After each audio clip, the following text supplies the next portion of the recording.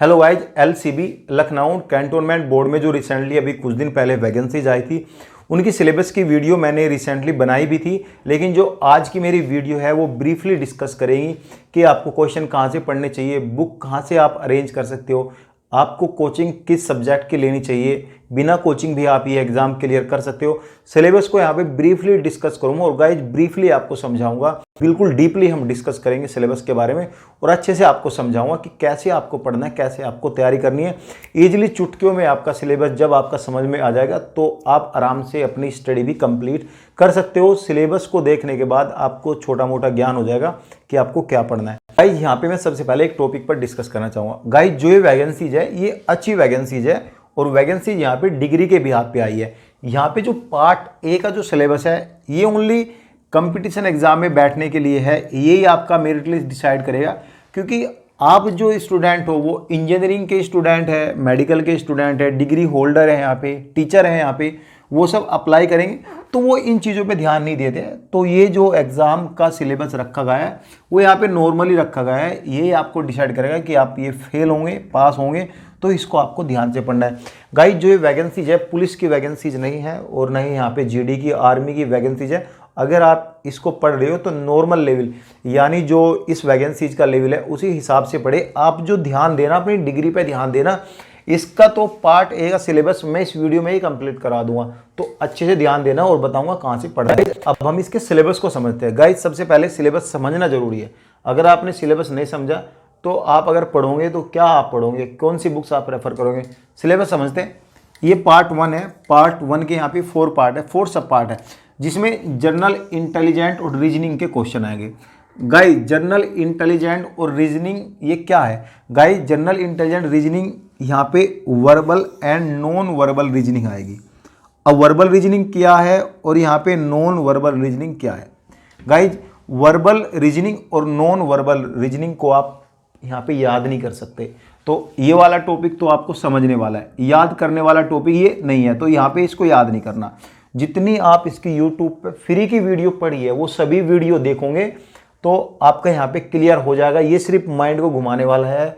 यहाँ पे concept type question आएंगे, पजल टाइप क्वेश्चन आएंगे। अब हम जानेंगे वर्बल रीजनिंग क्या है। गाइज वर्बल रीजनिंग ऐसी होती है जैसे ए बी आएगा, फिर बी सी आएगा, फिर डी ई आएगा, यहाँ पे खाली खाली छोड़ के वो एक्स जेड कर देगा और इनके बीच में यहाँ पे एक आंसर दे देगा। यहाँ पे क्या है ए बी ए सी, ऐसी टाइप की यहाँ पे ये वाली रीजनिंग आती है।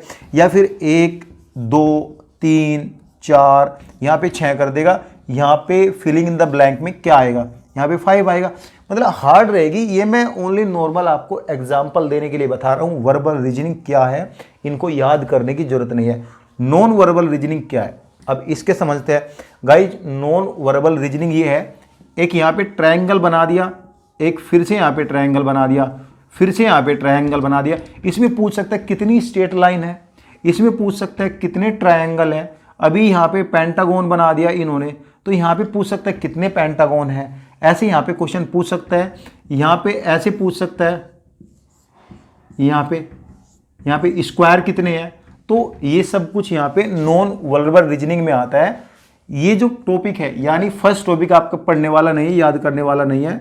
इसकी आप जितनी भी वीडियो देखो उतना कम है, तो फ्री टाइम में आप इसकी वीडियो देख सकते हो। इसको पढ़ने की जरूरत नहीं है। कहीं जा रहे हो तो फोन में ईयरफोन लगा के और गाइज ये आप सुनते रहें, ठीक है। ये क्लियर हुआ आपका। हम बात करेंगे जनरल अवेयरनेस। गाइज ये थोड़ी याद करने वाली है, इसको कैसे पढ़ना है। गाइज जनरल अवेयरनेस का सिंपल फंडामेंटल है, कुछ नहीं करना, आप घर बैठे एग्जाम क्रैक कर सकते हो। इसमें current affair, history, culture, geography, economics, science and Indian constitution के क्वेश्चन आएंगे। गाइज करंट अफेयर के जनरल अवेयरनेस के आपका कोई फ्रेंड या रिलेटिव कोई भी 1 या 1.5 साल से किसी भी कॉम्पिटिटिव एग्जाम की ग्रुप डी का प्रिपरेशन कर रहा है, like UP police, Delhi police, कैसा भी प्रिपरेशन कर रहा है, आप जो है पैट का एग्जाम, यूपी पैट का जो सिलेबस है वो भी इसमें पढ़ सकते हो। यानी जनरल अवेयरनेस यूपी पैट की भी आप पढ़ सकते हो, उसी लेवल का यहाँ पे सिलेबस आएगा। वो 1 या 1.5 साल का आप कहीं से अरेंज कर ले, उसके रट्टे मार दो, बिल्कुल रट्टे मार दो और यहाँ पे इजीली क्लियर हो जाएगा। अगर 10 क्वेश्चन आएंगे तो 8 नंबर तो उसमें 100+1% आने जरूरी है, मैं गारंटी लेता हूँ इस चीज़ की, ठीक है। ये भी टॉपिक यहाँ पे आपका क्लियर हुआ। अब हम बात करेंगे यहाँ पे न्यूमेरिकल एप्टीट्यूड की। गाइस सिंपली समझ में आता है, लिखा हुआ है न्यूमेरिकल एप्टीट्यूड, पढ़ने वाला सब्जेक्ट यहाँ पे नहीं है, याद करने वाला सब्जेक्ट नहीं है, कॉन्सेप्ट है। ब्लड रिलेशन के क्वेश्चन आएंगे, यानी कि मेरा बेटा ए है, उसका बेटा सी है, उसका बेटा डी है, तो कौन किसका बेटा, ऐसे क्वेश्चन आएंगे। ठीक है गाइस, यहाँ पे और भी क्वेश्चन आते हैं, यानी कॉन्सेप्ट, माइंड को घुमाने वाले क्वेश्चन आएंगे, मैथ के क्वेश्चन आएंगे, इंटरेस्ट के क्वेश्चन आएंगे, छोटे मोटे क्वेश्चन है। अब न्यूमेरिकल एप्टीट्यूड का आप जो है कोचिंग ऑनलाइन ले सकते हैं, है तो ये मैथ की कोचिंग, मैथ को जितना निकालोगे, जितना समझोगे उतना बेस्ट है, जितने फार्मूले लगाओगे उतना बेस्ट है। पढ़ने वाला सब्जेक्ट नहीं है, ये क्लियर है, क्योंकि पढ़ने वाला सब्जेक्ट यहाँ पे जनरल अवेयरनेस का है। इंग्लिश, गाइज इंग्लिश भी याद करने वाला सब्जेक्ट नहीं है। इंग्लिश में आप अपने सेंटेंस कंप्लीट कर लो, और जब आप सेंटेंस कंप्लीट करोगे इंग्लिश आपका 50 to 60% क्लियर हो जाएगा। बाकी आप जो है इंग्लिश का सिलेबस, छोटा मोटा सिलेबस आप उठा सकते हो, जो किसी भी ग्रुप डी की वैकेंसीज में आया है। यहाँ पे आपका कोई फ्रेंड भी है तो उससे 1 साल का इंग्लिश का सिलेबस ले सकते हो, या फिर आप इंग्लिश की 1 महीने की कहीं से भी ऑनलाइन कोचिंग भी ले सकते हो। यहाँ पे ये आपका क्लियर हो जाएगा। गाइज ये 50 नंबर का जैसे मैंने बताया, इसमें से आप 30 to 40 नंबर अगर ले आए, सो गाइज आपका सिलेक्शन नहीं रुकता है। अब 30 to 40 नंबर तो आप यहाँ पे ले आओगे।